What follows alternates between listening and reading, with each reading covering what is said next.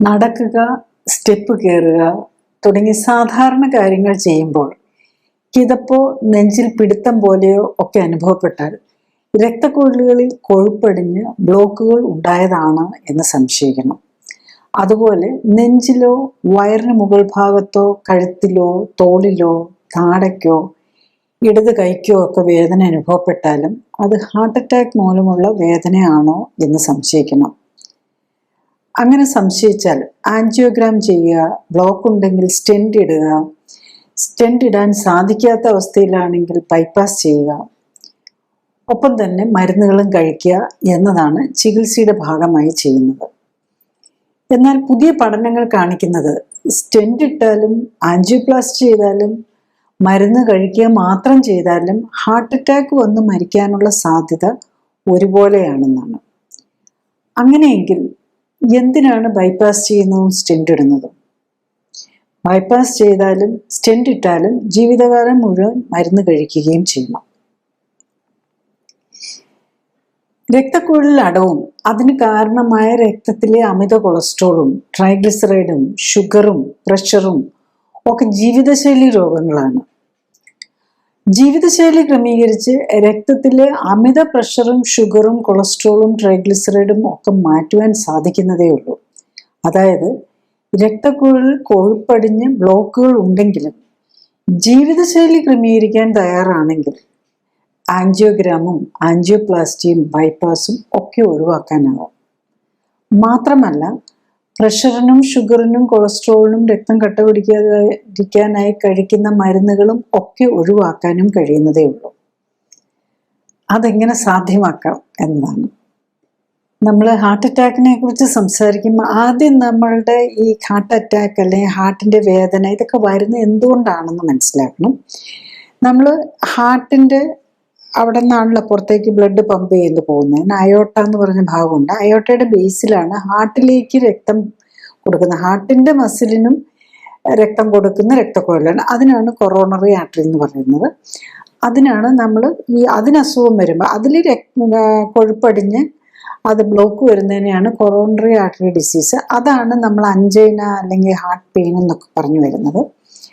അത് തന്നെ നമ്മൾ അഞ്ചൈന എന്ന് പറയുമ്പോൾ നമ്മൾ എന്തെങ്കിലും പണി ചെയ്യുമ്പം ഈ രക്തം ആവശ്യത്തിന് കിട്ടാതെ വരുമ്പോൾ ആ മസിലുകൾക്ക് പോഷകം കിട്ടാതെ ഓക്സിജൻ വരാതെ വരുമ്പോൾ ഉള്ളൊരു വേദന. അപ്പോൾ നമ്മൾ കുറച്ചൊരു സ്റ്റെപ്പൊക്കെ കയറി ചെല്ലുമ്പോഴേക്കും കുറച്ച് വരുമ്പോഴേക്കും കിതപ്പ് അല്ല നെഞ്ചിന് പിടുത്തം. ഇപ്പോൾ ഒത്തിരി എക്സ്ട്രീം സ്റ്റേജിലേക്ക് എത്തുമ്പോഴേക്കും പലർക്കും അവനവൻ്റെ ഡേ ടു ഡേ കുളിക്കാനും അങ്ങനത്തെ കാര്യങ്ങൾക്ക് പോലും പറ്റാത്ത, അതിന് പോലുമുള്ള ബ്ലഡ് പമ്പ് ചെയ്യാൻ ഹാർട്ടിന് പറ്റാതെ വരും. അതിന് നമ്മൾ അഞ്ചൈന എന്ന് പറയും. പിന്നെ ഈ അങ്ങനെയൊന്നും പ്രശ്നമില്ലാത്തവർക്കും ചിലപ്പം ഒരു കുഴപ്പമില്ലാതെ നടക്കാനും എല്ലാ കാര്യം ചെയ്ത് നടക്കുന്നവർക്ക് പെട്ടെന്നൊരു നെഞ്ചുവേദന വന്ന് നമ്മൾ ഹോസ്പിറ്റലിൽ പോകും അല്ലെ കുഴഞ്ഞു വീഴുകയോ ഒക്കെ ചെയ്യുന്ന ഒരു കണ്ടീഷൻ ഉണ്ടല്ലോ. അതിലെന്താ സംഭവിക്കുന്നതെന്ന് വെച്ചാൽ ജസ്റ്റ് ബ്ലോക്ക് മാത്രമല്ല, ആ ബ്ലോക്കിന് അവിടെ ഈ കൊഴുപ്പടിഞ്ഞാണല്ലോ ഈ രക്തക്കൊഴലുകൾ, അതിന് ആത്രോസ്ക്ലെറോസിസ് എന്നാണ് പറയുന്നത്. അതിനകത്ത് ഇങ്ങനെ കൊഴുപ്പടിഞ്ഞടിഞ്ഞ് അത് ചിലപ്പം പൊട്ടും. ആ പൊട്ടുമ്പോൾ അതിനകത്തുള്ള ഈ കൊഴുപ്പും കൊളസ്ട്രോളും എല്ലാം കൂടെ പുറത്തേക്ക് വരും. അപ്പം അതിൽ പോയി നമ്മുടെ ബ്ലഡ് രക്തക്കുഴലിൽ കൂടെ ഓടിക്കൊണ്ടിരിക്കുകയാണ്. അപ്പം അവിടെ ക്ലോട്ട് ഫോം ചെയ്യും. അങ്ങനെ ഒരു ബ്ലോക്ക് വരികയാണ് ചെയ്യുന്നത്. പിന്നെ ചിലരിലാണ് എന്താ സംഭവിക്കുന്നതെന്ന് ചോദിച്ചാൽ ഈ ഹാർട്ട് ബീറ്റിന് ഇറഗുലാരിറ്റി ഉണ്ടാവും. അത് നമ്മൾ ഏട്രിയൽ ഫിബ്രിലേഷൻ, വെൻട്രിക്കുലർ ഫിബ്രിലേഷൻ അങ്ങനെയൊക്കെ പറയുന്നത്. അതായത് ഹാർട്ടിൻ്റെ താളം തെറ്റുന്നൊരവസ്ഥ. അങ്ങനെ വന്ന് ഹാർട്ട് പ്രോപ്പർലി പമ്പിങ് കൺട്രാക്ട് ചെയ്യാതെ ബ്ലഡ് അവിടെ ഹാർട്ടിൽ തന്നെ നിൽക്കാൻ തുടങ്ങും. അവിടെ ചിലപ്പം ചെറിയ കട്ടകളുണ്ടാവാം. ആ കട്ട നേരെ പോയി കൊറോണറി ആർട്ടറിയിലേക്ക് പോയാൽ അവിടെ പോയി അടിഞ്ഞു കഴിഞ്ഞാലും ബ്ലോക്കും. അതായത് അപ്പോൾ അതാണ് പെട്ടെന്നുണ്ടാകുന്നതിന്. മറ്റത് ഈ കൊഴുപ്പടിഞ്ഞു വരുന്നതിന് പതുക്കെ പതുക്കെ ഇങ്ങനെ വന്നുകൊണ്ടിരിക്കത്തേ ഉള്ളൂ. അതിനകത്ത് വിള്ളലുണ്ടായി കൊഴുപ്പ് പുറത്തു വന്നു അതിലേക്ക് രക്തം കട്ട പിടിക്കും. അല്ലെങ്കിൽ ഹാർട്ടിനകത്ത് താളം തെറ്റൽ കാരണം ഹാർട്ടിൻ്റെ താളത്തിന് വരുന്ന വ്യത്യാസവും അത് പ്രോപ്പർലി കൺട്രാക്ട് ചെയ്യാതെ അവിടെ ബ്ലഡ് നിന്ന് അവിടെ എന്തെങ്കിലും ക്ലോട്ട് ഉണ്ടായി അത് കൊറോണറി ആർട്ടറിയിലേക്ക് പോയി, അതായത് നമ്മുടെ ഹാർട്ടിൻ്റെ ബ്ലഡ് വെസൽ ചെയ്ത് ബ്ലോക്ക് ഉണ്ടാക്കുകയോ ചെയ്യുന്നതാണ് നമ്മുടെ ഹാർട്ട് അറ്റാക്ക് എന്ന് നമ്മൾ പറയുന്നത്. പിന്നെ അത് തന്നെ ഒരു മേജർ രക്തക്കുഴലിനെയോ പ്രത്യേകിച്ച് നമ്മുടെ പേസ് മേക്കർ എന്ന് പറയുന്നത് നമ്മുടെ ഹാർട്ടിന് തന്നെ ഒരു ഒരു ഇലക്ട്രിക്കൽ സിസ്റ്റം ഉണ്ട്, അതായത് ഈ ഹാർട്ടിൻ്റെ പമ്പിങ് നടക്കാൻ വേണ്ടിയിട്ട്. അതിനെയാണ് നമ്മൾ ആ ഇലക്ട്രിസിറ്റി പോകുന്ന ഇതാണ് നമ്മൾ ECG എന്നും പറഞ്ഞെടുക്കുന്നത്. അവിടെ എന്തെങ്കിലും ഒരു തകരാറ് വന്നാൽ അവിടത്തേക്കുള്ള ബ്ലഡ് സർക്കുലേഷനെ അഫക്റ്റ് ചെയ്യുമോ, അല്ലെങ്കിൽ ഒരു മേജർ പാർട്ട് ഓഫ് ദി ഹാർട്ടിൻ്റെ മസിലിലേക്കുള്ള ബ്ലഡ് സർക്കുലേഷൻ പോകുന്നത് ചിലപ്പോൾ ഹാർട്ട് അങ്ങ് നിന്നു പോവാം ഒരു സമയത്തേക്ക്.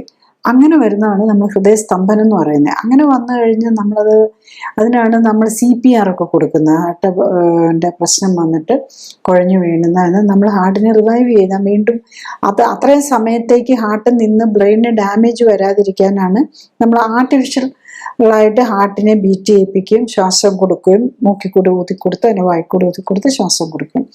അതേസമയത്ത് അതിനാണ് നമ്മൾ ഈ ഡീഫിബ്രിലേറ്റേഴ്സ് ഇപ്പം എയർപോർട്ടിലും റെയിൽവേ സ്റ്റേഷനിലും ഒക്കെ വയ്ക്കുന്നുണ്ടല്ലോ.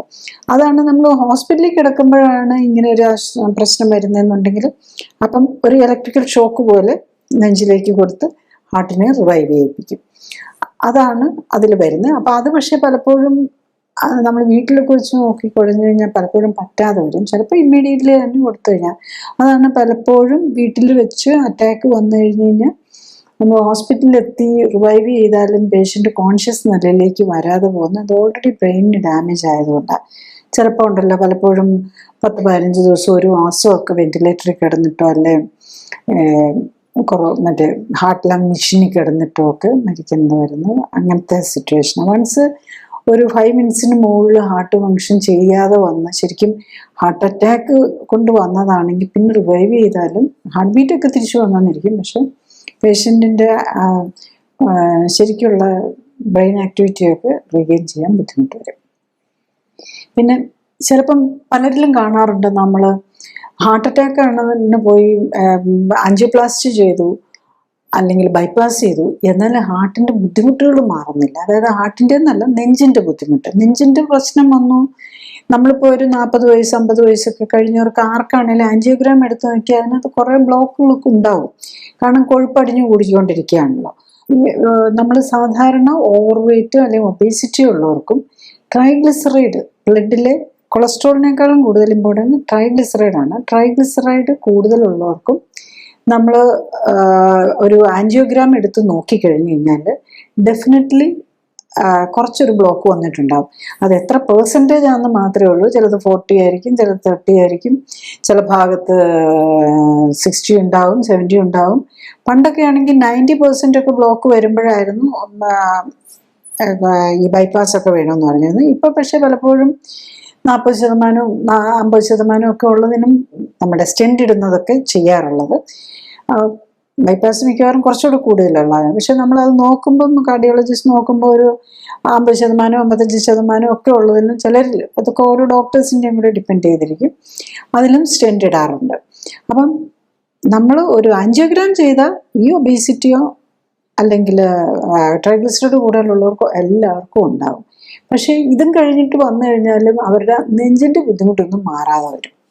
അപ്പം അതിനെന്തായിരിക്കും കാരണം എന്നുള്ളത്. അപ്പം അതുകൊണ്ട് തന്നെ നമ്മൾ ഈ ആൻജിയോഗ്രാം ഒക്കെ ചെയ്യുന്നതിൻ്റെ അല്ലെങ്കിൽ ആൻജിയോപ്ലാസ്റ്റി ചെയ്യുന്നതിന് മുമ്പ് മറ്റെന്തെങ്കിലും പ്രശ്നങ്ങൾ കൊണ്ടാണോ ഈ നെഞ്ചിൻ്റെ പിടുത്തം നമ്മൾ നോക്കണം. അതിലേറ്റവും കൂടുതൽ വരുന്ന വയറിൻ്റെയും സംബന്ധമായിട്ടുള്ള പ്രശ്നങ്ങളാണ്. പ്രത്യേകിച്ച് അസിഡിറ്റി, ഈ ഗ്യാസ്ട്രിക് ഈസ്ട്രോഫാഗൽ റിഫ്ലക്സ് എന്ന് പറയുന്നത്, അതായത് ഈ ആസിഡ് കയറി വരുന്നതുകൊണ്ടുള്ള ബുദ്ധിമുട്ട് വരുന്നത്. പിന്നെ പാൻക്രിയാസിൻ്റെ കുഴപ്പം. പാൻക്രിയാസിന് നമ്മൾ പാൻക്രിയാസിൻ്റെ നോക്കുന്നത് ശരിക്കും അമൈലേസ് ലൈപ്പേസ് ഒക്കെ കൂടുതൽ, അത് ക്രോണിക് പാൻക്രിയാറ്റൈറ്റിസ് ഉണ്ടാവും. അതുപോലെ chronic liver disease, fatty liver, cirrhosis, ഇങ്ങനെയൊക്കെ ഉള്ളവർക്കും പാൻക്രിയാസിൻ്റെ അസുഖം, വയറിൻ്റെ അസുഖം, ഇങ്ങനെ ഈ 3 ഇതുമായിട്ടാണ് ഏറ്റവും ഇത് ചെയ്യുന്നത്. പിന്നെ ലങ്സ് സംബന്ധമായിട്ട് പ്രത്യേകിച്ച് ശ്വാസം മുട്ടൽ, ഈ ഇൻഡസ്ട്രീഷ്യൽ ഇപ്പം കൂടുതലായിട്ട് വന്നു വരുന്ന ഒരു രോഗമാണ്, ഒരു ഓട്ടോഇമ്മ്യൂൺ ഡിസീസാണ് ഇൻഡസ്ട്രീഷ്യൽ ഫൈബ്രോസിസ് എന്ന് വരുന്നത്. അത്തരമൊക്കെ ഉണ്ടെങ്കിൽ ഈ പ്രശ്നങ്ങൾ വരാം. പിന്നെ ചിലപ്പോൾ നമ്മുടെ ഈ റിബ്, നമ്മുടെ വാരിയല്ലുകളുണ്ടല്ലോ, അതിലെ മസിൽ സംബന്ധം, അതാണല്ലോ മെയിൻലി വാരിയല്ലും നട്ടെല്ലും ഒക്കെ തമ്മിലുള്ള കണക്ഷൻ, അവിടത്തെയൊക്കെ ആർത്രൈറ്റിസ് പോലെ വന്നാലും ഈ കോസ്റ്റോകോൺട്രൈറ്റിസ് എന്നൊക്കെ പറയും. അങ്ങനെ വന്നു കഴിഞ്ഞ് കഴിഞ്ഞാലും ഈ വേദന വരാം. അപ്പം നമ്മൾ എന്ത് നെഞ്ചുവേദന വന്നാലും പോയി ആൻജിയോഗ്രാം നോക്കി അവിടെ കുറച്ച് ബ്ലോക്കൊക്കെ ഉണ്ടാകും. പക്ഷെ ആ വേദനയ്ക്ക് കാരണം ബ്ലോക്ക് ആവണമെന്ന് നിർബന്ധമില്ല. ഈ വേദന വരുമ്പം ചെസ്റ്റ് സംബന്ധമായിട്ടുള്ള നെഞ്ചിൽ വേദന വരുമ്പോൾ അത് ഹാർട്ടിൻ്റെ വേദനയാണോ വയറിൻ്റെ ആണോ ഇതൊക്കെ തിരിച്ചറിയാനായിട്ട് നമുക്ക് എങ്ങനെയാണെന്ന് ചോദിച്ചു കഴിഞ്ഞാൽ ബേസിക്കലി ഏറ്റവും എളുപ്പം എന്താണെന്ന് വെച്ചാൽ ഈ അസിഡിറ്റി, വയറിൻ്റെ അസ്വസ്ഥത എന്തെങ്കിലും അസിഡിറ്റി കൊണ്ടാണെങ്കിൽ നമ്മൾ ഈ ആൻറ്റാസിഡ്സ് പോലെയുള്ള സിറപ്പുകളും ടാബ്ലറ്റ്സും ഒക്കെ ഉണ്ടല്ലോ, അതെടുത്ത് നോക്കുക. അപ്പം വയറിൻ്റെ ആണെങ്കിൽ മിക്കവാറും പെട്ടെന്ന് ആശ്വാസം കിട്ടും.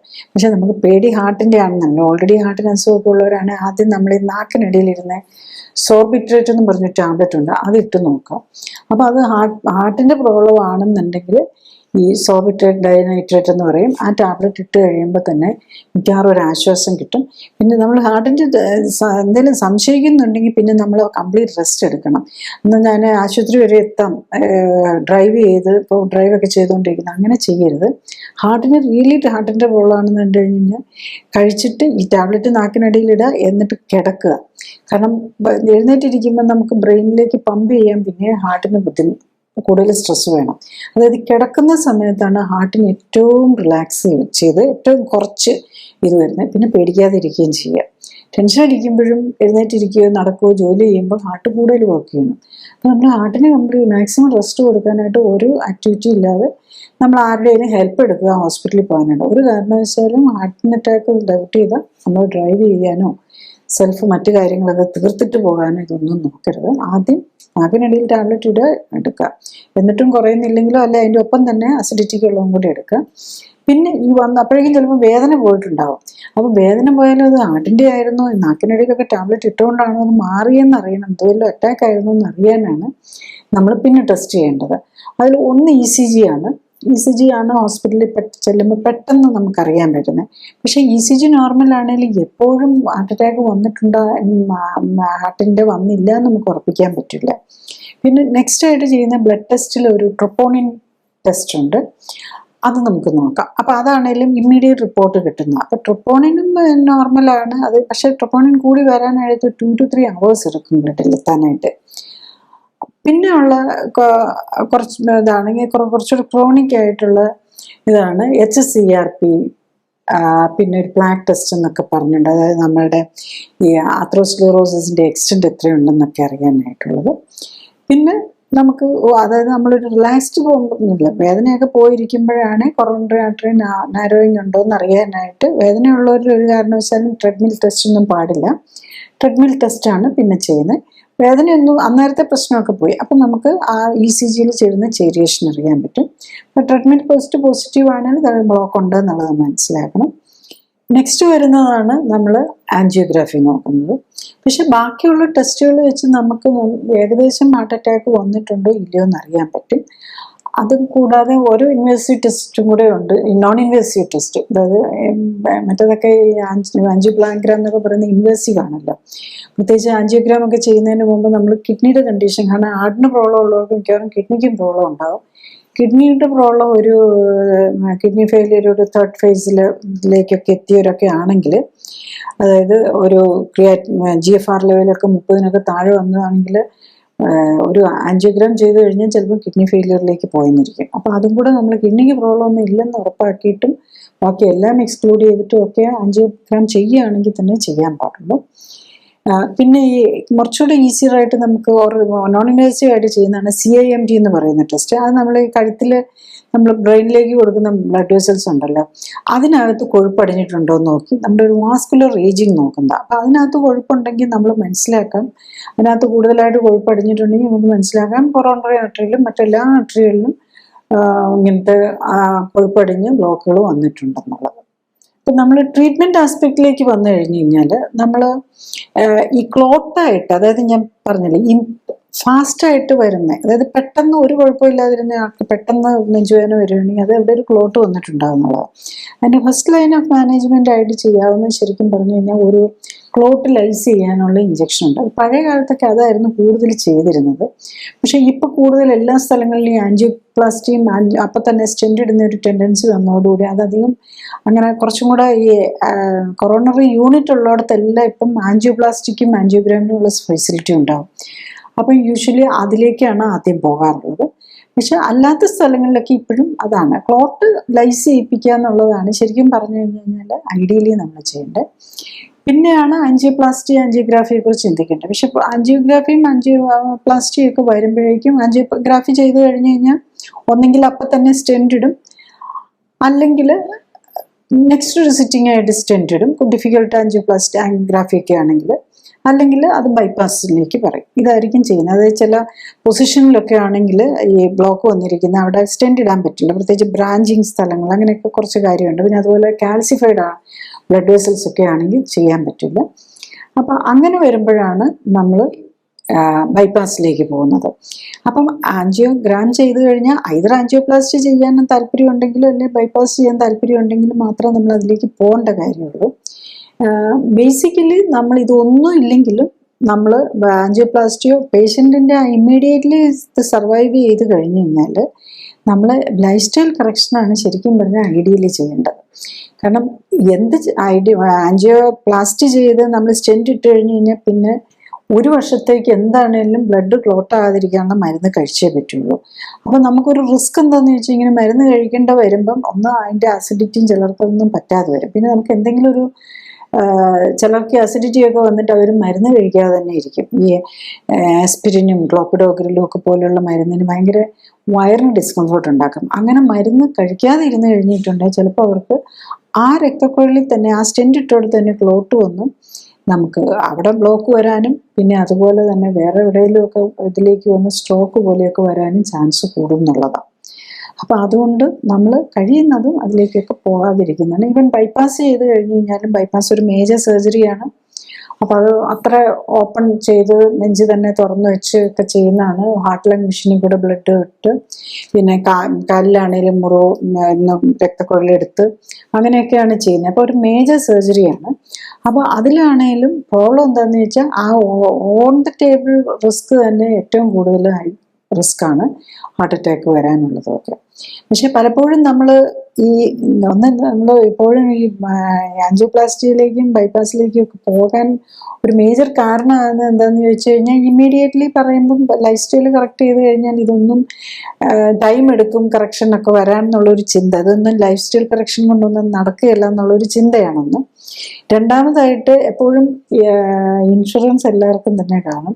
അപ്പോൾ ഈ ആൻജിയോപ്ലാസ്റ്റിയും ബൈപ്പാസും ആൻജിയോഗ്രാം ചെയ്യാൻ എല്ലാം ഫ്രീ ആയിരിക്കും. അപ്പോൾ പിന്നെ ഏതായാലും പ്രീമിയം ഒക്കെ കൊടുത്തല്ലേ, അപ്പോൾ പിന്നെ എന്തിനാ ചെയ്യാതിരിക്കുന്നതെന്നുള്ളതാണ്. പക്ഷെ എപ്പോഴും ഓർക്കണം, എന്ത് മെഡിക്കൽ പ്രൊസീജിയേഴ്സിനും റിസ്ക് ഉണ്ട്. അപ്പോൾ അവിടെ വെച്ച് ഇപ്പം ഒരു ആൻജിയോപ്ലാസ്റ്റി ചെയ്യുമ്പോഴോ ആൻജിയോഗ്രാം ചെയ്യുമ്പോൾ പോലും മരണപ്പെടുന്ന സാഹചര്യങ്ങൾ ധാരാളമായിട്ട് തന്നെ വരാറുണ്ട്. എപ്പോഴും ഉണ്ടെന്നല്ല, പക്ഷെ വരാറുണ്ട്. അതുപോലെ ആൻജിയോപ്ലാസ്റ്റി കഴിഞ്ഞോ ആൻജിയോപ്ലാസ്റ്റി ടൈമിലോ വീട്ടിൽ പോകുന്നതിൻ്റെ മുമ്പോ അത് കഴിഞ്ഞിട്ടോ ഒക്കെ ആയിട്ട് മറ്റു കോംപ്ലിക്കേഷൻസും ഒക്കെ വരാം. പലപ്പോഴും ആൻജിയോപ്ലാസ്റ്റി കഴിഞ്ഞ് കഴിഞ്ഞാലും ബുദ്ധിമുട്ടുകൾ മാറാൻ നിൽക്കുന്നവരുണ്ട്. പിന്നെ ബൈപ്പാസിന് ഒത്തിരി കോംപ്ലിക്കേഷൻസും വരാം. അതും പ്രത്യേകിച്ച് നമ്മൾ ഒത്തിരി പ്രായമായി മറ്റ് ഡയബറ്റീസും ഹൈപ്പർ ടെൻഷനും ഒക്കെ ഉള്ളവർക്ക് ചെയ്യുമ്പോഴേക്കും അതിൻ്റെ റിസ്ക് വീണ്ടും കൂടുതലായിരിക്കും. അപ്പം ഇൻഷുറൻസ് ഫ്രീ ആയിരിക്കും. അതുകൊണ്ട് ട്രീറ്റ്മെൻറ്റ് കോസ്റ്റ് ഇല്ലെങ്കിലും നമ്മൾ റിപ്പീറ്റഡ് ആയിട്ട് തിങ്ക് ചെയ്തിട്ട് മാത്രമേ ഇത് ചെയ്യാവുള്ളൂ. കാരണം ലൈഫ് സ്റ്റൈൽ കറക്റ്റ് ചെയ്യാൻ വില്ലിങ്ങാണെങ്കിൽ ഇതൊന്നും ഇല്ലാതെ നമുക്ക് ഈ ഹാർട്ടിൻ്റെ പ്രോബ്ലംസ് മാത്രമല്ല അതിന് കാരണമായിട്ടുള്ള ഡയബറ്റീസും ഹൈപ്പർ ടെൻഷനും കൊളസ്ട്രോളും അല്ലെങ്കിൽ ട്രൈഗ്ലിസറൈഡ് കൂടുതലും ഒക്കെ നമുക്ക് മാറ്റാവുന്നതേ ഉണ്ടെന്നുള്ളതാണ് ലൈഫ് സ്റ്റൈൽ കൊണ്ട് മാത്രം. അപ്പം ക്ലിയർലി ലൈഫ് സ്റ്റൈൽ കറക്റ്റ് ചെയ്യുക എന്നുള്ളതാണ് ഏറ്റവും ഐഡിയൽ. കാരണം ഒരു മരുന്ന് തന്നെ വേണ്ട. പിന്നെ ചില ഡോക്ടേഴ്സ് ഉണ്ട് ബൈപ്പാസും സ്റ്റെൻറ്റും വേണ്ട പക്ഷെ മരുന്ന് കഴിച്ച് ട്രീറ്റ്മെൻറ്റ് ചെയ്യുന്നവരും ഉണ്ട്. പക്ഷെ ഇതൊന്നും ഏറ്റവും ബെസ്റ്റ് ശരിക്കും ഒരു മരുന്നും ഇല്ലാതെ നമുക്ക് ഹാർട്ടിനെ തിരിച്ചു കൊണ്ടുവരാൻ പറ്റുക എന്നുള്ളതാണ്. അപ്പം അതാണ് നമുക്കപ്പം ഡയബറ്റീസും കൊളസ്ട്രോളും എല്ലാം അങ്ങ് മാറിക്കിട്ടുകയും കൂടെ ചെയ്യുമ്പം പിന്നെ നമുക്കൊരു അറ്റാക്ക് വരാനുള്ള പോസിബിലിറ്റി കുറയുന്നുണ്ട്. അപ്പം നമ്മൾ ഈ ഹാർട്ട് സംബന്ധമായിട്ടുള്ള ഹാർട്ട് അറ്റാക്കും അങ്ങനത്തെ കാര്യങ്ങളൊക്കെ ഒഴിവാക്കാനും ഈവൻ ആൻജിയോപ്ലാസ്റ്റിയും ബൈപ്പാസ് ഒഴിവാക്കാനും നമ്മൾ എന്താ ചെയ്യേണ്ടതെന്ന് വെച്ചാൽ നേരത്തെ കണ്ടുപിടിക്കുക. ഹാർട്ടിന് എന്തെങ്കിലും പ്രോബ്ലം ഉണ്ടോ എന്നുണ്ടെങ്കിൽ കൊളസ്ട്രോൾ ഓവർവെയ്റ്റ് വരുമോ, കൊടവയറ് വരുമോ, കൊളസ്ട്രോൾ അല്ല ട്രൈഗ്ലിസറൈഡ് കൂടുമോ ഒക്കെ ചെയ്ത് കഴിഞ്ഞാൽ അപ്പം തന്നെ നമ്മൾ മനസ്സിലാക്കണം നമ്മൾ ഹാർട്ടിന് വരാൻ പോസിബിലിറ്റി ഉണ്ടെന്ന്. ആ സമയത്ത് പ്രത്യേകിച്ച് BP ഉള്ളവർക്കും ഡയബറ്റിക് ആയിട്ടുള്ളവർക്കും ചാൻസ് കൂടുതലായിരിക്കും. അപ്പോൾ ആ നിലയിൽ തന്നെ നമുക്കാണെങ്കിൽ സെൽഫായിട്ട് തന്നെ ലൈഫ് സ്റ്റൈലൊക്കെ കറക്റ്റ് ചെയ്ത് നമുക്ക് BP-യും ഡയബറ്റീസും ഒക്കെ മാറ്റാൻ പറ്റുന്നതേ ഉണ്ടാവുള്ളൂ. അപ്പോൾ നമ്മളിങ്ങനെ ഇതിനുള്ള ഇങ്ങനത്തെ രോഗമുള്ളവർക്ക് അല്ലെങ്കിൽ BP-ക്കും ഡയബറ്റീസിനും ഒക്കെ ഒന്നോ രണ്ടോ മരുന്നൊക്കെ മാത്രമേ, 1-2 ദിവസം ഒരു ലോ ലെവലിൽ മരുന്നേ ഉണ്ടെങ്കിൽ അവർക്ക് സെൽഫ് മാനേജ് ചെയ്യാൻ പറ്റുന്നേ ഉണ്ടാവുള്ളൂ. അവർക്ക് എന്താ ചെയ്യേണ്ടതെന്ന് വെച്ച് കഴിഞ്ഞാൽ, ശരിക്കും ഈ ഹാർട്ട് വരുന്നവർക്കൊക്കെ ഞാൻ പറഞ്ഞാൽ രക്തത്തിൽ കൊഴുപ്പിൻ്റെ അളവ് കൂടുതലുണ്ടാവും, ബോഡിയിലും ഉണ്ടാവും. അപ്പം നമ്മളുടെ ശരിക്കും നമുക്ക് ഒരു ഐഡിയൽ, പ്രത്യേകിച്ച് ഫാമിലിയിൽ ബാക്ക്ഗ്രൗണ്ടോ ഹാർട്ട് ഡിസീസൊക്കെ ഉള്ളവർക്കാണെങ്കിൽ ഹൈറ്റ് ഇപ്പം 175 സെൻറ്റിമീറ്റേഴ്സ് ആണെങ്കിൽ ഹൈറ്റ് -110, അതായത് 65 kg വെയിറ്റ് പാടുള്ളൂ. പ്രത്യേകിച്ച് നമ്മുടെ ഈ സെഡൻറ്ററി ലൈഫ് ഉള്ളവർക്ക്. കാരണം സെഡൻറ്ററി ലൈഫ് ആകുമ്പോൾ നമ്മൾ മസിലും ബോണും സ്ട്രെങ്ത് കുറവായിരിക്കും, അതിൻ്റെ വെയിറ്റും കുറവായിരിക്കും, ഈ ഉള്ളത് മുഴുവൻ കൊഴുപ്പായിരിക്കും. അപ്പം നമുക്ക് മാക്സിമം ആകാവുന്ന, എല്ലാവരും കരുതുന്നത് ഹൈറ്റ് -100 ആണ്, അത് മാക്സിമം ആകാവുന്നതാണ്. അത് ശരിക്കും ഫിസിക്കലി വെരി ആക്റ്റീവ് ആയിട്ടുള്ളവർക്ക് ഹൈറ്റ് -100, അതായത് 175 സെൻറ്റിമീറ്റർ ഉണ്ടെങ്കിൽ 75 kg വരെ ആകാം, വെരി ഫിസിക്കലി ആക്റ്റീവ് ആയിട്ടുള്ളവർക്ക്. അതല്ലാത്തവർക്കൊക്കെ ആണെങ്കിൽ ഒരു 65 ഒക്കെ വരാൻ പാടുള്ളൂ. അപ്പം അതിലേക്ക് നമ്മുടെ വെയിറ്റ് കുറയ്ക്കുക എന്നുള്ളതാണ്. അപ്പം വെയിറ്റ് കുറയ്ക്കാൻ നോക്കുന്നവർ ഒരു പ്രാക്ടിക്കൽ ഡയറ്റ് എന്ന് പറയുമ്പോൾ ന്യൂട്രീഷൻ വൈറ്റമിൻസും മിനറൽസും എല്ലാം കിട്ടിയേ പറ്റുള്ളൂ. അപ്പം ലീഫി വെജിറ്റബിൾസും പയറുവർഗ്ഗങ്ങളും, നോൺ വെജ് കഴിക്കുന്നവർക്കാണെങ്കിൽ കുറച്ച് ഫിഷോ മീറ്റോ ഒക്കെ പോലെയുള്ള കഴിക്കാം. അപ്പം അത് മോഡറേറ്റ് ആയിട്ട്, ഒന്നും ഹെവി ഓടാനും പാടില്ല. അപ്പം അങ്ങനെ ഒരു ഡയറ്റ് നോക്കി വെയിറ്റ് കുറച്ചുകൊണ്ട് എക്സസൈസും കൂടി ചെയ്ത് വെയിറ്റ് കുറയ്ക്കുക എന്നുള്ളതാണ് സെൽഫായിട്ട് നോക്കാൻ ഐഡിയൽ ആയിട്ടുള്ളത്. പിന്നെ ഈ കുറേ മരുന്നുകളും ഉണ്ട്. ഇപ്പോൾ ഓൾറെഡി TMT പോസിറ്റീവായി ആൻജിയോഗ്രാം ചെയ്യണമെന്ന് പറഞ്ഞു, അല്ലെ ആൻജിയോഗ്രാം ചെയ്തിട്ട് സ്റ്റെൻറ്റ് ഇടണമെന്ന് പറഞ്ഞു, അല്ലെങ്കിൽ ഒരു സ്റ്റെൻറ്റ് ഇട്ടു, ഇനിയും കുറച്ചും കൂടെ ബ്ലോക്ക് ഉണ്ട്, വേറൊരു രക്തക്കുഴലും കൂടെ ഉണ്ട്, അതിലും കൂടെ ഇടാം, പക്ഷെ കുറച്ച് കഴിയട്ടെ, ഇപ്പം കുറച്ച് പ്രശ്നമുണ്ട്, അതുകൊണ്ട് അതൊന്ന് സ്റ്റേബിൾ ആയിട്ടിടാന്നൊക്കെ പറയുമോ, അല്ലെ ബൈപ്പാസ് വേണമെന്നൊക്കെ പറഞ്ഞൊരു, ശരിക്കും പറഞ്ഞു കഴിഞ്ഞാൽ ക്ലിനിക്കൽ സപ്പോർട്ടോട് കൂടി തന്നെ ലൈഫ് സ്റ്റൈൽ കറക്ഷൻ എടുക്കുക എന്നുള്ളതാണ്. പക്ഷെ അതിനും അതിൻ്റേതായിട്ടുള്ള ഒരു ടൈമും എഫേർട്ടും എക്സ്പെൻസും എല്ലാം വരും എന്നുള്ളതാണ്. അപ്പം അത് മനസ്സിലാക്കി, അപ്പം ഇതിപ്പോൾ ഈ ലൈഫ് സ്റ്റൈൽ കറക്ഷൻ ആകുമ്പോൾ ഇപ്പോൾ ഇത്ര നിലയിൽ ഇൻഷുറൻസ് ഒന്നും കിട്ടിയില്ല, അതാണ് അതിൻ്റെ ഒരു ഏറ്റവും വലിയ ഡ്രോബാക്ക് വരുന്നത്. എങ്കിലും supported lifestyle correction very ഇഫക്റ്റീവാണ്, പക്ഷെ ഇങ്ങനെയുള്ള കുറച്ച് പ്രോബ്ലംസ് വരാമെന്നുള്ളതാണ്. പിന്നെ ഉള്ളത് ചില 70-75 വയസ്സൊക്കെ ഉള്ളവരായിരിക്കും. അത്തരം പേഷ്യൻസിനും ചിലപ്പോൾ പറയാറുണ്ട് ബൈപ്പാസ് ചെയ്യണമെന്നൊക്കെ പറഞ്ഞ് ഇത് ചെയ്യുന്ന പലപ്പോഴും കാണാറുണ്ട് അങ്ങനത്തെ പേഷ്യൻസ് വരുമ്പോൾ. അപ്പോൾ അവരുടെ ചിലരുടെ ഈ ട്രപ്പോണിനൊക്കെ കണ്ടിന്യൂസ്ലി കൂടി നിൽക്കുകയായിരിക്കും. അപ്പോൾ ഈ അങ്ങനത്തെ പേഷ്യൻസിനെ കാണാറുണ്ട്. അവർക്ക് ഈ 70 വയസ്സൊക്കെ ആയിട്ട് ഇനിയും ബൈപ്പാസ് ഒക്കെ ചെയ്യണ്ട എന്ന പേഷ്യൻ്റ് തന്നെ നിർബന്ധം വയ്ക്കുന്നവർ ആണ്. പക്ഷേ സാധാരണ നിലയിൽ എപ്പോഴും പേരൻസിനാണേലും 70 ആണേലും 80 ആണേലും ചെയ്യണമെന്ന് പറയുമ്പോൾ ഇൻഷുറൻസ് ഒക്കെ ഉള്ളവരാണെങ്കിൽ നമ്മളെപ്പോഴും ചെയ്യാനുള്ള ഒരു ആറ്റിറ്റ്യൂഡായിരിക്കും വരുന്നത്. പക്ഷേ അത്തരം പേഷ്യൻസ് ശരിക്കും പറഞ്ഞു കഴിഞ്ഞാൽ ഈ ബൈപ്പാസ് സർജറി പ്രത്യേകിച്ചും അവർ ഒത്തിരി സഫർ ചെയ്യേണ്ടി വരും. പിന്നെ സ്റ്റെൻറ്റ് ഇട്ട് കഴിഞ്ഞ് കഴിഞ്ഞാൽ അവർ 1 ഇയറിലേക്ക് ഈ ആസ്പിരിനും ഗ്ലോപ്പിഡോഗ്രിലും ഒക്കെ കഴിക്കുന്നത് തന്നെ അവർക്ക് ചിലർക്കൊക്കെ ഭയങ്കര അസ്വസ്ഥത ഉണ്ടാക്കിയെന്നിരിക്കും. അപ്പോൾ അതുപോലും അങ്ങനത്തത് നമ്മൾ ഒഴിവാക്കുന്നതാണ് പേഷ്യൻറ്റിനെ സംബന്ധിച്ചിടത്തോളം അവരുടെ സഫറിങ് കുറച്ച് കിട്ടും. ഇപ്പം ഈ ഒത്തിരി കോംപ്രമൈസ്ഡ് ആണെങ്കിൽ നമ്മളിതൊക്കെ ചെയ്ത് കഴിഞ്ഞ് കഴിഞ്ഞാലും കുറേ സഫറും ചെയ്യും, അതിൻ്റെ കൂടെ പിന്നെയും നമുക്ക് അറ്റാക്ക് വരാനോ മരിക്കാനോ എല്ലാം ഉള്ള സാധ്യതകൾ കിടക്കുകയും ചെയ്യും.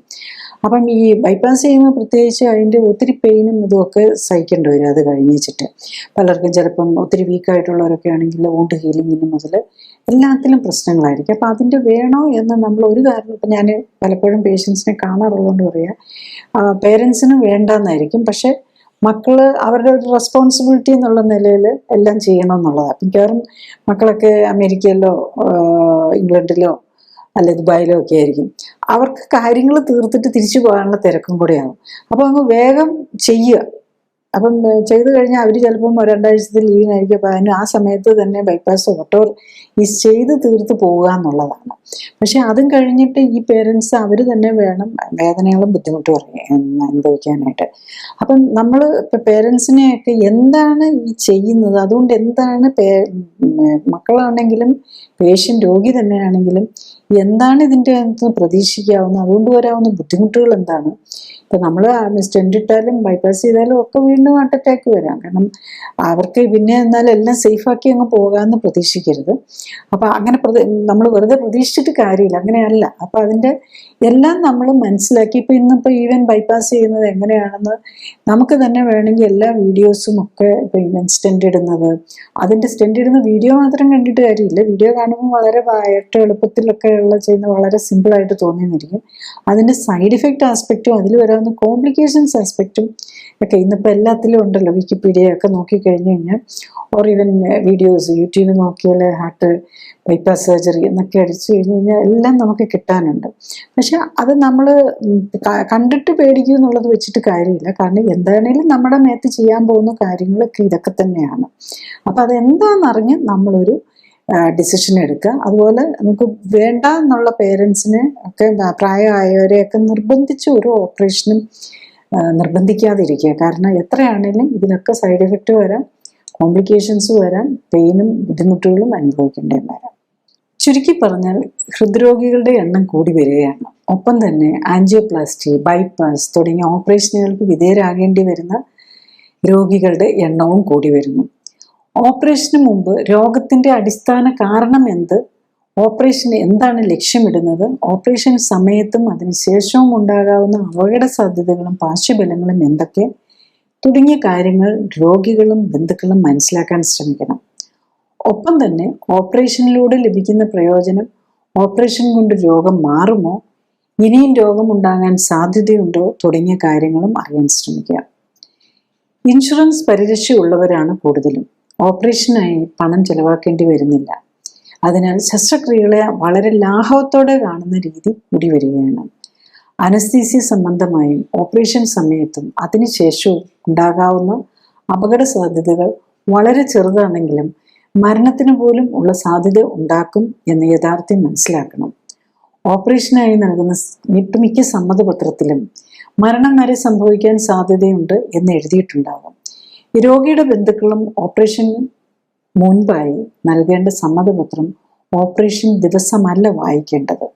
മറിച്ച് ഓപ്പറേഷന് വിധേയരാകാൻ തീരുമാനിക്കുന്നതിനും തീയതി ഫിക്സ് ചെയ്യുന്നതിനും മുമ്പ് ഒപ്പുവയ്ക്കേണ്ട സമ്മതപത്രം വായിച്ചു നോക്കി വരാവുന്ന കോംപ്ലിക്കേഷനുകളെ കുറിച്ചും കൂടെ മനസ്സിലാക്കണം. ജീവിതശൈലി രോഗങ്ങളുള്ളവർക്ക്, പ്രത്യേകിച്ചും രക്തക്കുഴലുകളെ ബാധിക്കുന്ന രോഗങ്ങളുള്ളവർക്ക് അനസ്തീസിയയുടെയും ശസ്ത്രക്രിയ സംബന്ധമായുമുള്ള അപകട സാധ്യതകളും പാർശ്വഫലങ്ങളും കൂടുതലാണ് എന്നതും അറിയണം. രോഗങ്ങൾ തുടക്കത്തിലേ കണ്ടെത്തുകയും അമിതവണ്ണമുണ്ടെങ്കിൽ കുറയ്ക്കാൻ ശ്രമിക്കുകയും മെറ്റബോളിസത്തിലെയും ഇമ്മ്യൂണിറ്റിയിലെയും അപാകതകൾ കണ്ടെത്തി പരിഹരിക്കാൻ ശ്രമിക്കുകയുമാണ് വേണ്ടത്. ഞാൻ ഈ പറഞ്ഞ കാര്യങ്ങൾ ശ്രദ്ധിച്ചു കേൾക്കാനും മനസ്സിലാക്കാനും കഴിഞ്ഞാൽ ഇത്തരം ജീവിതശൈലി രോഗങ്ങളുടെ കാരണം മനസ്സിലാക്കി അവയെ പ്രതിരോധിക്കാനും ഒരിക്കൽ വന്നാൽ നേരത്തെ കണ്ടെത്താനും ജീവിതശൈലികൾ വേണ്ട മാറ്റങ്ങൾ വരുത്തി അതിൽ നിന്നും മോചനം നേടാനും സഹായകമാകും. മരുന്നോ ഓപ്പറേഷനോ കൊണ്ട് ഇത്തരം ജീവിതശൈലി രോഗങ്ങൾ മാറ്റാനാകില്ല. കാരണം മരുന്നിൻ്റെയോ ഓപ്പറേഷൻ്റെയോ കുറവ് കൊണ്ടല്ല ഇത്തരം രോഗങ്ങൾ ഉണ്ടാകുന്നത്, മറിച്ച് ജീവിതശൈലിയിലെ അപാകതകൾ കൊണ്ടാണ്. അതിനാൽ ജീവിതശൈലി ക്രമീകരിക്കുന്നതിലൂടെ മാത്രമേ ഇത്തരം ജീവിതശൈലി രോഗങ്ങളെ പ്രതിരോധിക്കാനും ഒരിക്കൽ വന്നാൽ അതിൽ നിന്ന് മോചനം നേടാനും സാധിക്കൂ. അടുത്തത്, ആരോഗ്യകാര്യങ്ങളെക്കുറിച്ച് സംസാരിക്കുന്ന വ്യക്തിയുടെ ശാസ്ത്രീയത്തിൽ വിലയിരുത്തേണ്ടതുണ്ട് എന്നതാണ്. ഞാൻ ഡോക്ടർ ജോളി തോംസൺ, 1981 ബാച്ചിൽ കോട്ടയം മെഡിക്കൽ കോളേജിൽ നിന്നും MBBS-ഉം തുടർന്ന് തിരുവനന്തപുരം മെഡിക്കൽ കോളേജിൽ നിന്നും MD-യും റീപ്രൊഡക്റ്റീവ് മെഡിസിനിലും സർജറിയിലും സ്പെഷ്യൽ ട്രെയിനിങ്ങുകൾക്ക് ശേഷം ഗവൺമെൻറ് സർവീസിൽ ചേർന്നു.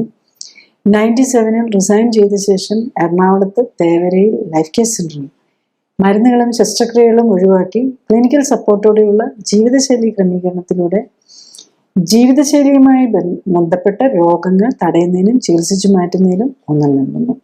മോഡേൺ മെഡിസിനിൽ ഉപയോഗിക്കുന്ന മരുന്നുകളും ഓപ്പറേഷനുകളും ഫിസിയോതെറാപ്പിയും ഇമ്മ്യൂണിറ്റിയെ എങ്ങനെ സ്വാധീനിക്കുന്നു എന്നതിനെക്കുറിച്ച് പഠനങ്ങൾ നടത്തി. ഈ പഠനങ്ങളുടെ വെളിച്ചത്തിൽ ഇമ്മ്യൂണിറ്റിയെ ഉത്തേജിപ്പിക്കാനുള്ള പോഷക മിശ്രിതങ്ങളും ഓക്സിഫ്ലെക്സ് എന്ന പ്രത്യേക വ്യായാമ രീതിയും ഡെവലപ്പ് ചെയ്തു. ഈ പോഷക മിശ്രിതങ്ങളുടെയും ഓക്സിഫ്ലെക്സ് വ്യായാമത്തിൻ്റെയും സഹായത്തോടെ കോശങ്ങളെ ശാക്തീകരിച്ച് രോഗമുക്തിയെ സഹായിക്കാനും ആരോഗ്യം ഉത്തമമാക്കാനും നിലനിർത്താനും സഹായിക്കുന്ന സെൽ ആക്ടിവേഷൻ എന്ന നൂതന ചികിത്സാ രീതിയും ഡെവലപ്പ് ചെയ്തു. അടുത്തതായി, എന്താണ് ക്ലിനിക്കലി സൂപ്പർവൈസ്ഡ് ആൻഡ് സപ്പോർട്ടഡ് ജീവിതശൈലി ക്രമീകരണം എന്നതാണ്. ക്ലിനിക്കലി സൂപ്പർവൈസ്ഡ് ജീവിതശൈലി ക്രമീകരണത്തിൽ ശരീരഘടനയും ശരീരത്തിലെ കൊഴുപ്പിന്റെ അളവും കണ്ടെത്തുകയും ഒപ്പം തന്നെ ഉത്തമ ശരീരഘടന എന്തായിരിക്കണം എന്ന് കണ്ടെത്തുകയുമാണ് ആദ്യ ഘട്ടം.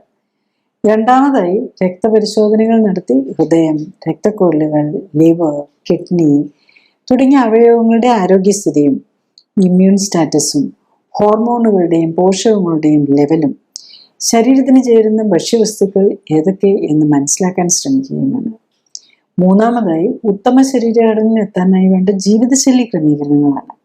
രോഗിയുടെ പ്രത്യേകതകൾ അനുസരിച്ച് ഉത്തമ ന്യൂട്രീഷനും വ്യായാമവും നൽകുന്നതിനൊപ്പം ശരീരത്തിലെത്തുന്ന വിഷാംശം കുറയ്ക്കാനുമാണ് ഇതിൽ ശ്രമിക്കുന്നത്.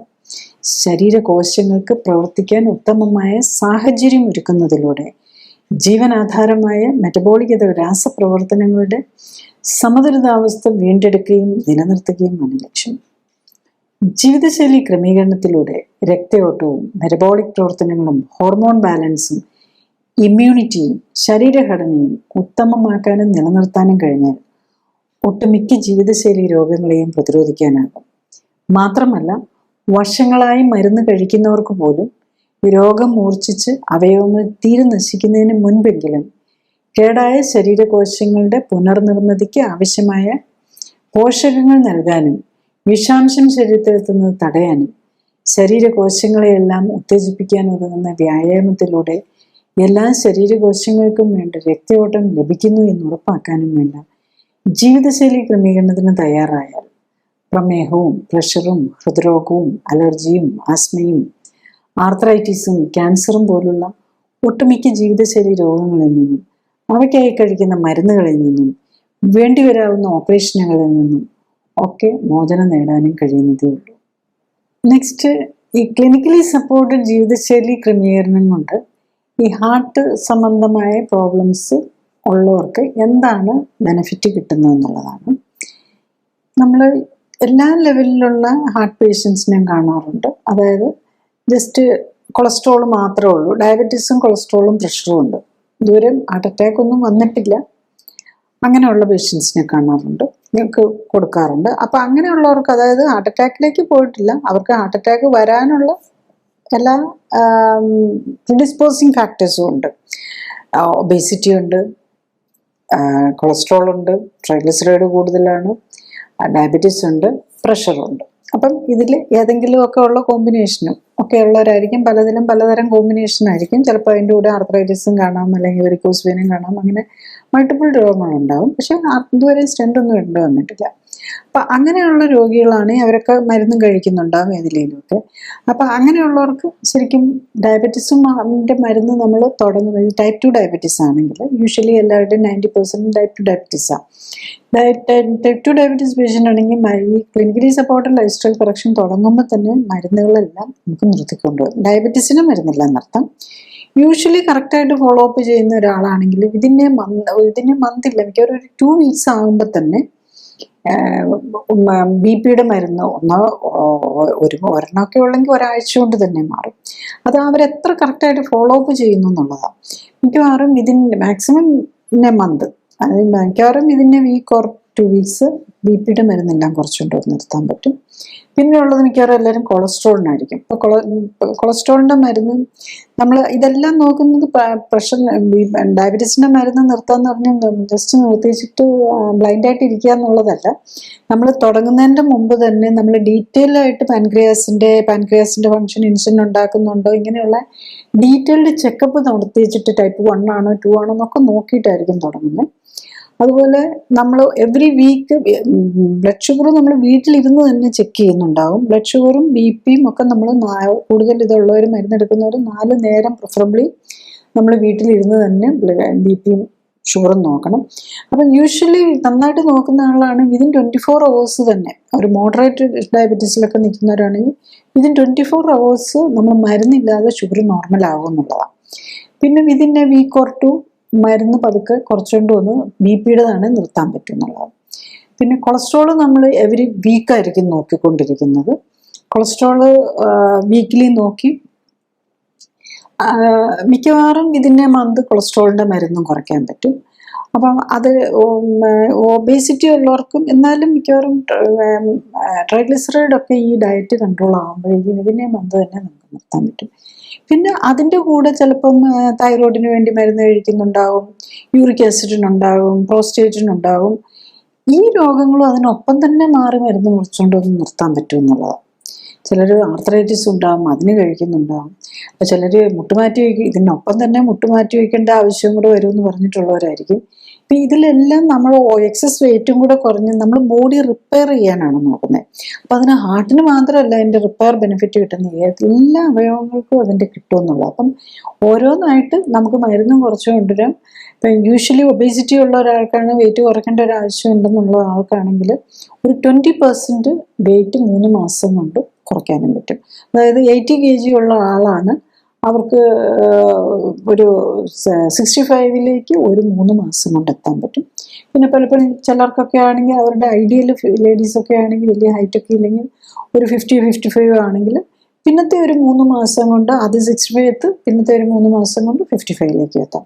അപ്പോഴേക്കും അവരുടെ ഈ ആർത്രൈറ്റിസോ മുട്ടുമാറ്റി വയ്ക്കലോ ഒക്കെ പറഞ്ഞിട്ടുണ്ട് അതെല്ലാം മാറും എന്നുള്ളതാണ്. അപ്പം നമ്മളിപ്പോൾ ഒരു ഹാർട്ട് അറ്റാക്കിന് വേണ്ടിയിട്ട് നമ്മൾ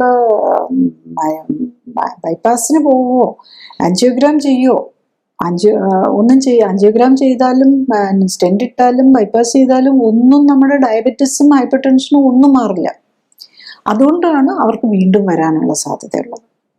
വീണ്ടും ഒരു ഇപ്പം നമ്മുടെ സ്റ്റഡീസ് ലേറ്റസ്റ്റ് ആയിട്ടുള്ളത് കാണിക്കുന്നത് മരുന്ന് മാത്രം കഴിക്കാം ഹാർട്ടിന് വേണ്ടിയിട്ട്, ആൻജിയോപ്ലാസ്റ്റി ചെയ്യാം, ബൈപ്പാസ് ചെയ്യാം. ഇത് മൂന്നിലും നമുക്ക് പിന്നെ വരാനുള്ള സാധ്യത ഒരുപോലെയാണ് കാണിക്കുന്നത്. ലോങ് ടൈം സ്റ്റഡീസ് ഇപ്പോൾ റിലീസ് ചെയ്തിട്ടുണ്ട്, ഒത്തിരി വലിയ സ്റ്റഡി ആയിട്ടുള്ള കൂടുതൽ മോസ്റ്റ് ലാക്ക് ഓഫ് പേഷ്യൻസിനെയൊക്കെ സ്റ്റഡി ചെയ്ത് ലോങ് ടൈം 10 years നീണ്ട സ്റ്റഡിയിലൊക്കെ ഇതൊക്കെ ചെയ്താലും മരണസാധ്യത അത് കഴിഞ്ഞിട്ട് അറ്റാക്ക് വരാനുള്ള ഒരുപോലെ തന്നെയാണ്. പക്ഷെ എന്തെങ്കിലും ഇത് കുറയ്ക്കുന്നുണ്ടെങ്കിൽ അത് ലൈഫ് സ്റ്റൈൽ കറക്ഷനും കൂടെ അതിൻ്റെ കൂടെ നടക്കുമ്പോഴാണ്. അപ്പം ഇതിൽ നമ്മളിപ്പം അതുപോലെ നമ്മൾ പേഷ്യൻസ് കാണാറുണ്ട്, ആൻജിയോഗ്രാം TMT ചെയ്തു പോസിറ്റീവായി, അല്ലെങ്കിൽ ആൻജിയോഗ്രാം പറഞ്ഞവരെ കാണാറുണ്ട്. അതുപോലെ ആൻജിയോഗ്രാം ചെയ്തു അതിന് ബ്ലോക്കുണ്ട്, അപ്പം ബൈപ്പാസ് വേണമെന്ന് പറഞ്ഞു. ഇതുമല്ല, ചിലർ ബൈപ്പാസ് ഓൾറെഡി കഴിഞ്ഞു. ഇപ്പം ഒരു പേഷ്യൻറ്റിനെ ഓർക്കുന്നു, അവർക്ക് ലാസ്റ്റ് 1.5 yearsനുള്ളിൽ ആദ്യം സ്റ്റെൻറ്റ് ഇട്ടു, അത് കഴിഞ്ഞ് ബൈപ്പാസ് ചെയ്തു, അത് കഴിഞ്ഞിട്ട് വീണ്ടും നെഞ്ചുവേദന വന്നിട്ട് വീണ്ടും പോയി ബലൂൺ ആൻജിയോപ്ലാസ്റ്റി ചെയ്തു, അത് കഴിഞ്ഞിട്ട് ഇപ്പോഴും വേദനയാണ്, അതുകൊണ്ട് സെക്കൻഡ് ഒന്നും കൂടെ ബൈപ്പാസ് ചെയ്യണമെന്ന് പറഞ്ഞു. അപ്പം അങ്ങനെയുള്ള ആ പേഷ്യൻ്റ് ശരിക്കും പറഞ്ഞു കഴിഞ്ഞാൽ ഷീസ് അറൗണ്ട് ഒരു ലേഡിയാണ്, അറൗണ്ട് 55 or 60 ഏതാണ്ടുള്ള. അവർ 2 weeks ആയപ്പോൾ തന്നെ അവരുടെ എല്ലാ ഡിസ്കംഫോർട്ടും മാറി. കാരണം ഇനി അവരോട് ബൈപ്പാസ് ചെയ്യാൻ പറഞ്ഞിരുന്നതിന് കാരണം എന്താണെന്ന് വെച്ചാൽ അവരുടെ നെഞ്ചിൻ്റെ ബുദ്ധിമുട്ട് ഇപ്പോഴും നിലനിൽക്കുകയാണ്. പക്ഷെ നമ്മൾ ഈ ക്ലിനിക്കലി സപ്പോർട്ടഡ് ലൈഫ് സ്റ്റൈൽ കറക്ഷനിൽ ഗുണം എന്താണെന്ന് ചോദിച്ചു കഴിഞ്ഞാൽ അത് എല്ലാ ഓർഗനും ലൈഫ് സ്റ്റൈൽ കറക്ഷൻ ചെയ്യുമ്പോൾ എല്ലാവർക്കും ബെനിഫിറ്റ് കിട്ടാം. അപ്പോൾ അവരുടെ വയറിൻ്റെ ഈ നെഞ്ചിന് ബുദ്ധിമുട്ട് വരുന്നത് മറ്റെന്തെങ്കിലും റീസണും ഉണ്ടായിരുന്നിരിക്കാം. അവർക്ക് പാൻക്രിയാറ്റ് അമൈലേസും ലൈപ്പേസും ഒക്കെ കൂടുതലുണ്ടായിരുന്നു, ഫാറ്റി ലിവർ ഉണ്ടായിരുന്നു, ലിവർ എൻസൈംസ് കൂടുതലായിരുന്നു, അങ്ങനെ മൾട്ടിപ്പിൾ പ്രോബ്ലം ഉണ്ട്. അപ്പം അതൊക്കെങ്കിലുമൊക്കെ ആയിരിക്കാം ഇവർക്ക് ഈ ഡിസ്കംഫർട്ടുകൾ ഉണ്ടാക്കിയിരിക്കുന്നത്. അപ്പോൾ നമ്മളൊരു നെഞ്ചിന് വേദനയായിട്ട് കാർഡിയോളജിസ്റ്റിനെ എടുത്ത് കഴിയുമ്പോൾ കാർഡിയാക് പോയിന്റ് ഓഫ് വ്യൂവിൽ മാത്രമേ ചിന്തിക്കുകയുള്ളൂ. അപ്പം അതാണ് നമുക്ക് ഇതിൻ്റെ ഇപ്പം നമ്മളുടെ രോഗം എന്താണെങ്കിൽ തന്നെ നമ്മൾ ഒരു ബോഡിയുടെ ഇൻഫ്ലമേറ്ററി പാരാമീറ്റേഴ്സും ഇമ്മ്യൂണോളജിക്കൽ പാരാമീറ്റേഴ്സും ബോഡി കോമ്പോസിഷനുമാണ് അസസ് ചെയ്യുന്നത്, അതിലെന്ത് വ്യത്യാസങ്ങൾ വരുന്നു എന്നുള്ളതാണ്. അപ്പം ഏതൊരു അസുഖമാണെങ്കിലും ഇതിനൊപ്പം പാരലൽ ബെനിഫിറ്റ് കിട്ടും എന്നുള്ളതാണ്. അപ്പം ഓൾറെഡി ആൻജിയോപ്ലാസ്റ്റി ചെയ്തവർക്കാണെങ്കിലും അങ്ങനെയുള്ള പേഷ്യൻസും വരാറുണ്ട്. ഞാൻ ഇപ്പോൾ ഒരു യങ് ആയിട്ടുള്ള ഒരാൾ, അവർക്ക് ഓൾറെഡി ഒരു ബൈപ്പാസ് ആൻജിയോപ്ലാസ്റ്റി ചെയ്തു, പക്ഷെ ഇനിയും ബ്ലോക്ക് കൊണ്ട് ഒന്നും കൂടെ ചെയ്യണമെന്നാണ് പറഞ്ഞിരിക്കുന്നത്. അതിനിടയിലാണ് അദ്ദേഹം വന്നത്, അതായത് 1 മാസം ആയുള്ളൂ ആൻജിയോപ്ലാസ്റ്റി ചെയ്തിട്ട്, പക്ഷെ ഭയങ്കര അസ്വസ്ഥതകളും ബുദ്ധിമുട്ടും ഒക്കെ തുടരുന്നുണ്ട്. അപ്പോൾ അവർ എപ്പോഴും ഒരു ഫിയറിലാണ്, എപ്പോഴാണ് ഇനി അടുത്ത അറ്റാക്ക് വരുന്നതെന്ന് പേടിച്ചിരിക്കുന്നവരാ. പക്ഷെ ഇപ്പം തന്നെ ഇനി സ്റ്റെൻറ്റ് ഇടണ്ട, ഇത് കുറച്ചുകൂടെ കഴിഞ്ഞിട്ട് അടുത്ത് ഇട്ടാൽ മതി എന്ന് പറഞ്ഞിരിക്കുന്നത്. അദ്ദേഹം ഡയബറ്റിക്കാണ്, ട്രൈഗ്ലിസറൈഡ് ഒത്തിരി കൂടുതലാണ്, ഹൈപ്പർ ടെൻഷനും ഉണ്ട്, ഇതിനെല്ലാം മരുന്നും കഴിക്കുന്നുണ്ട്. വിതിൻ 2 weeks നമുക്ക് എല്ലാ മരുന്നുകളും കുറച്ചുകൊണ്ട് വന്ന് നിർത്താൻ പറ്റും എന്നുള്ളതാണ്. അപ്പോഴേക്കും ഒരു മാസം കൊണ്ട് തന്നെ അദ്ദേഹത്തിന് ഓൾമോസ്റ്റ് 10% വെയിറ്റും കുറയ്ക്കാൻ പറ്റി. അപ്പം ഭയങ്കര ക്ഷീണമായിരുന്നു. അപ്പോൾ ഈ ഹാർട്ടിന് വേണ്ടിയിട്ടുള്ള പല മരുന്നുകളും ഉണ്ടായിരുന്നു. അപ്പോൾ ആ മരുന്നെല്ലാം നിർത്തി കഴിഞ്ഞപ്പോഴാണ് ശരിക്കും പറഞ്ഞു കഴിഞ്ഞാൽ അദ്ദേഹത്തിനൊരു സുഖം വരുന്നത്. അതായത് അല്ലെങ്കിൽ ഭയങ്കര ക്ഷീണമായിരുന്നു. കാരണം എന്താണെന്ന് വെച്ചാൽ ഈ ഹാർട്ടിൻ്റെ ബീറ്റ് കൂട്ടാതിരിക്കാനുള്ള മരുന്നുകളും രക്തക്കൊഴലുകളെ വികസിപ്പിക്കാനുള്ള മരുന്നുകളും ഒക്കെ എടുക്കുമ്പം നമുക്ക് ഹാർട്ടിന് നമുക്ക് എന്തെങ്കിലും ഒരു ജോലിയോ നമുക്കൊരു ആക്റ്റീവ് ആണെങ്കിൽ അതനുസരിച്ച് നമ്മുടെ ഹാർട്ടിന് പമ്പ് ചെയ്യാനൊക്കെയുള്ള എനർജി അതിനുള്ള കപ്പാസിറ്റി വരണമല്ലോ. പക്ഷെ ഇതെല്ലാം മരുന്ന് വെച്ച് തളർത്തിയിരിക്കുകയാണ് അറ്റാക്കിലേക്ക് പോകാതിരിക്കാൻ വേണ്ടിയിട്ട്. അപ്പം വിതിൻ 2 weeks എല്ലാ മരുന്നുകളും കുറച്ചു. അതോടുകൂടി മരുന്നുകളെല്ലാം തന്നെ നിർത്താൻ പറ്റി. അതോടുകൂടി ആളും എനർജറ്റിക്കായി. എല്ലാ അത് ജസ്റ്റ് മരുന്ന് നിർത്തല്ല, അതിൻ്റെ കൂടെ എല്ലാ കാർഡിയാക് പാരാമീറ്റേഴ്സും ഇൻഫ്ലമേറ്ററി പാരാമീറ്റേഴ്സും എല്ലാം കുറഞ്ഞു വരുന്നത് നമുക്ക് കാണാം. ഡയബറ്റിക് അത് എനിക്ക് തോന്നുന്നത് ഒരു മാസം കൊണ്ട് HbA1c എന്തോ 10 പോയിന്റ്, ഈ ഇതിലൊക്കെയുള്ള ആൾക്ക് 10 മുകളിലായിരുന്നു HbA1c. അത് ഒരു മാസം ആയപ്പോഴേക്കും അത് 8 പോയിന്റിലേക്ക് വരാൻ പറ്റി. യൂഷ്വലി അത് 3 months ആകുമ്പോഴേക്കും കറക്റ്റായിട്ട് നോക്കുവാണെങ്കിൽ ഒരു മരുന്നില്ലാതെ HbA1c നമുക്കൊരു 5.5 എത്തിക്കുക എന്നുള്ളതാണ് നമ്മൾ എയിം ചെയ്യുന്നത്. പല പേഷ്യൻസും ഈ മരുന്നെല്ലാം ഉണ്ടാവും, പക്ഷേ HbA1c ഒത്തിരി കൂടുതലായിരിക്കും. അതാണ് ആവറേജ് നമ്മൾ ബ്ലഡ് ഷുഗർ ബ്ലഡ് ഡയബറ്റീസിൻ്റെ അസസ് ചെയ്യുന്നതാണല്ലോ HbA1c എന്നുള്ളത്. അതും കൂടെ നമുക്ക് താഴേക്ക് കൊണ്ടുവന്ന് നോർമലാക്കാൻ പറ്റുമ്പോഴാണ് നമ്മൾ ശരിക്കും ഒരു സക്സസ്ഫുൾ ആയിട്ടൊരു clinically supported lifestyle correction ചെയ്തു എന്ന് പറയാൻ പറ്റുന്നത്. പിന്നെ ഇതൊക്കെ കുറേ ബെനിഫിറ്റ്സ് ഒക്കെ പറഞ്ഞത് എല്ലാം ആണെന്ന് പറഞ്ഞു. പക്ഷെ എന്താണ് ഇതിൻ്റെ ഒരു പ്രോബ്ലം, കാണുന്ന പ്രോബ്ലം എന്താണെന്ന് ചോദിച്ചു കഴിഞ്ഞാൽ, അല്ലെങ്കിൽ എന്താണ് ഇതിൻ്റെ ഒരു negative aspect of clinically supported lifestyle correction എന്ന് ചോദിച്ചാൽ, ഒന്ന് ഒരു ഫൈനാൻഷ്യൽ ആസ്പെക്ട് തന്നെയാണ്. ലൈഫ് സ്റ്റൈൽ കറക്ഷനൊക്കെ എന്ന് പറഞ്ഞാൽ ഇതിലും കുറച്ചൊരു എക്സ്പെൻസ് വരും. ഒന്ന് അതിൻ്റെ ഏറ്റവും വലിയ ഒരു ഇതെന്താണെന്ന് ചോദിച്ചാൽ, കുറച്ച് നമ്മൾ ലൈഫ് സ്റ്റൈൽ കറക്ഷൻ ചെയ്യണമെങ്കിൽ നമ്മുടെ ബോഡിയെ കുറിച്ച് നല്ല ക്ലിയർ ഐഡിയ ഉണ്ടാവണം. അപ്പം അതുപോലെ നമ്മൾ എന്തൊക്കെ ആക്ടിവിറ്റീസിലാണ് ഇൻവോൾവ് ചെയ്യുന്നത് എന്നുള്ളതും അറിയണം, എന്താണ് കഴിക്കുന്നത് എന്നുള്ളതും അറിയണം. അപ്പം ലൈഫ് സ്റ്റൈൽ എന്ന് പറഞ്ഞു കഴിഞ്ഞാൽ നമ്മുടെ ആക്ടിവിറ്റിയും നമ്മുടെ ഭക്ഷണവും പിന്നെ കറണ്ടിലെ ബോഡിയുടെ സിറ്റുവേഷൻ. അപ്പം നമ്മൾ കറണ്ട് സിറ്റുവേഷൻ അറിയണമെങ്കിൽ നമ്മൾ കുറച്ച് ടെസ്റ്റുകൾ കൂടുതൽ ചെയ്യേണ്ടി വരും. അപ്പം അതിൻ്റെ ഒരു കോസ്റ്റ് വരും. പിന്നെ അതുപോലെ നമ്മളുടെ ഫുഡാണെങ്കിലും നമ്മളിപ്പം മിക്കവാറും പേര് ഓവർ വെയിറ്റോ അണ്ടർ വെയിറ്റോ അല്ലെങ്കിൽ ന്യൂട്രീഷൻ ഡെഫിഷ്യൻസീസ് ഒക്കെ ഉണ്ടാവും. അപ്പം ന്യൂട്രീഷൻ എല്ലാം കിട്ടുന്നു എന്ന് ഉറപ്പാക്കാൻ വേണ്ടിയിട്ട് നമ്മൾ അതിനനുസരിച്ചുള്ള ന്യൂട്രീഷൻ ഓറിയൻറ്റഡ് ആയിട്ടുള്ള ഫുഡ് വേണ്ടി വരും. അതും എക്സ്പെൻസ് വരും. പിന്നെ ഉള്ളത് അത് ഒരു ഫൈനാൻഷ്യൽ ആസ്പെക്ട്, ഇതിൻ്റെ എക്സ്പെൻസ് വരുന്നു. പിന്നെ ഉള്ളത് അതിനകത്ത് തന്നെ ഇതിലൊക്കെ ഈ ലൈഫ് സ്റ്റൈൽ കറക്ഷനും ക്ലിനിക്കലി സപ്പോർട്ട് ലൈഫ് സ്റ്റൈൽ കറക്ഷനൊക്കെ പുതിയ ഡെവലപ്മെൻ്റ് ആണല്ലോ. അതുകൊണ്ട് ഇതൊന്നും ഇൻഷുറൻസ് കവറേജ് ഇല്ല. അപ്പോൾ എല്ലാവർക്കും തന്നെ ഇൻഷുറൻസ് ഓൾറെഡി ഉണ്ടാവും. അപ്പോൾ ഇത് ചെയ്യണമെന്നുണ്ടെങ്കിൽ ഇപ്പോഴത്തെ കണ്ടീഷനിൽ നമ്മുടെ സെൽഫായിട്ട് സ്പെൻഡ് ചെയ്യേണ്ടി വരും. അതായിരിക്കും പലർക്കും ഇത് വരുന്നത്. പിന്നെ ശരിക്കും പറഞ്ഞു കഴിഞ്ഞാൽ ഇതിലൊരു അവയർനെസ് വന്നു കഴിഞ്ഞ് കഴിഞ്ഞാൽ നമ്മളുടെ സിസ്റ്റംസ് കറക്റ്റ് ആയി കഴിഞ്ഞ് കഴിഞ്ഞാൽ ഇൻഷുറൻസ് കിട്ടാനും, അതുപോലെ ഇപ്പം നമുക്ക് പൂർ പേഷ്യൻസിന് വേണ്ടിയിട്ട് നമ്മുടെ പ്രൈം മിനിസ്റ്റേഴ്സ് ഹെൽത്ത് ഫണ്ടും ഹെൽത്ത് സ്കീമൊക്കെ ഉണ്ടല്ലോ, അതൊക്കെ ഇതിനകത്ത് അവൈലബിൾ ആയി കഴിഞ്ഞ് കഴിഞ്ഞാൽ എല്ലാ സാധാരണക്കാർക്കും ഇത് അഫോർഡ് ചെയ്യാൻ പറ്റുന്നതേ ഉണ്ടാവുള്ളൂ. ഇപ്പോഴത്തെ നിലയിൽ സ്വന്തം നിലയിൽ ബേസിക്കലി അത് അഫോർഡ് ചെയ്യാൻ പറ്റുന്നവർക്ക് മാത്രമാണ് അത് അഫോർഡബിൾ വരുന്നത്. പിന്നെ നെക്സ്റ്റ് ഒരു പ്രോബ്ലം എന്താണെന്ന് വെച്ചാൽ അത് ഫൈനാൻഷ്യൽ ആസ്പെക്റ്റ്. പിന്നത്തെ പ്രോബ്ലം കാണുന്നത് എന്താണെന്ന് വെച്ചാൽ ലൈഫ് സ്റ്റൈൽ ചേഞ്ച് വരുത്താനുള്ള വില്ലിങ്നെസ്. അപ്പം ചിലർ ഫുഡ് അവർക്ക് നിർത്താനോ അങ്ങനത്തെ കാര്യം കാണില്ല. പക്ഷേ ഹാർട്ടിന് ബൈപ്പാസ് എന്നൊക്കെ പറഞ്ഞവരോ അല്ലെ സ്റ്റെൻഡ് ഇടണമെന്നൊക്കെ പറഞ്ഞവർക്കൊന്നും അതൊരു വിഷയം ആകാറില്ല. യൂഷ്വലി അവരൊക്കെ വില്ലിങ് ആയിരിക്കും. കുറച്ചും കൂടെ ഡയബറ്റീസും ഹൈപ്പർ ടെൻഷനും ഇതൊക്കെ ഉണ്ടാവും. പക്ഷേ ഒരു സീരിയസ് സിക്നസ് അല്ലെങ്കിൽ ഒരു സിംറ്റമാറ്റിക്കിലേക്ക് വന്നിട്ടില്ല, അല്ലെങ്കിൽ മേജർ സർജറി ഒന്നും പറഞ്ഞിട്ടില്ലെങ്കിൽ അങ്ങനെയുള്ളവർ പലപ്പോഴും ചിലരൊക്കെ ചെയ്യാനുള്ള അവർക്ക് ഒരു എക്സസൈസ് ചെയ്യാനും അതിനുള്ള ഒരു ഡിസിപ്ലിൻ ഇല്ലായിരിക്കും. ഒരു വില്ലിങ്നെസ് വേണമെന്നുള്ളത്. അതായത് ലൈഫ് സ്റ്റൈൽ കറക്റ്റ് ചെയ്ത് കഴിഞ്ഞ് കഴിഞ്ഞാൽ പറയുന്ന പോലെ ചെയ്ത് കഴിഞ്ഞാൽ റിസൾട്ട് ഉണ്ടാവും. പക്ഷെ അത് ചെയ്യാൻ തയ്യാറാണോ എന്നുള്ളതാണ് അടുത്ത ക്വസ്റ്റ്യൻ വരുന്നത്. പിന്നെ നമ്മുടെ സോഷ്യൽ പ്രഷേഴ്സാണ്. അപ്പം ചിലപ്പം ഒത്തിരി ഓവർ വെയിറ്റ് ഉള്ള ആളാണെങ്കിലും വെയിറ്റ് ഇച്ചിരി കുറയുമ്പോഴേക്കും അങ്ങ് ക്ഷീണിച്ചു പോയി എന്നൊക്കെ പറഞ്ഞുള്ള സോഷ്യൽ പ്രഷർ വരും. അപ്പോൾ അവരുടെ മോട്ടിവേഷൻ കുറച്ച് കളയും.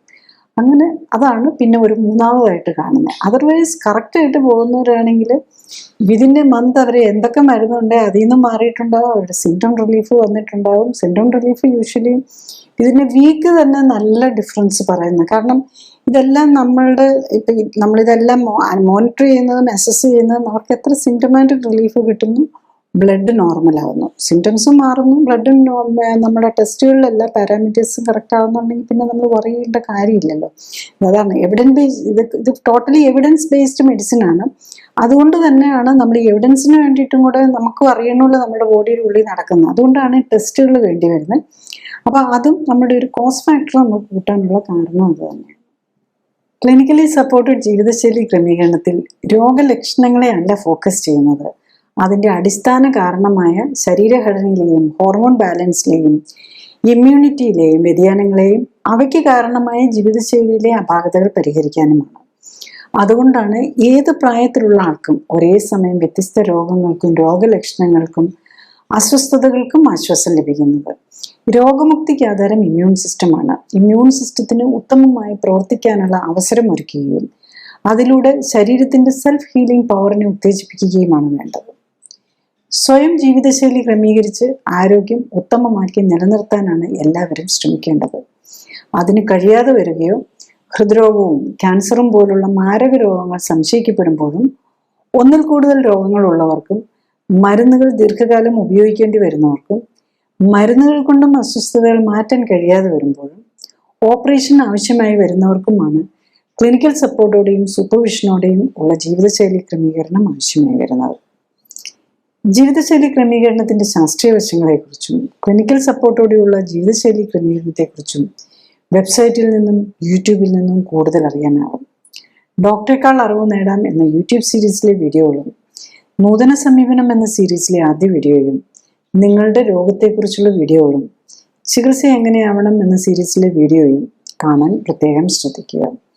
ഫേസ്ബുക്കിലും യൂട്യൂബിലും എല്ലാ ശനിയാഴ്ചയും 2:30 ലൈവ് എപ്പിസോഡുകളും നിങ്ങളുടെ രോഗവുമായി ബന്ധപ്പെട്ട കഴിഞ്ഞുപോയ എപ്പിസോഡുകളും കാണുന്നതും നല്ലതാണ്. Thank you.